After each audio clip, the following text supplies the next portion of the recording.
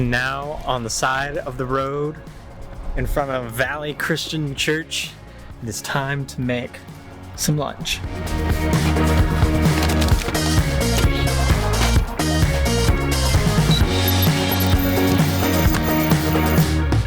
Yet another reminder that van life is not all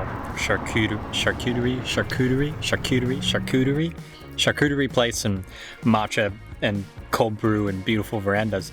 Sometimes it's eating day old Little Caesars hot and ready pizza that you pan fried in your pan in a church parking lot with a highway in the background.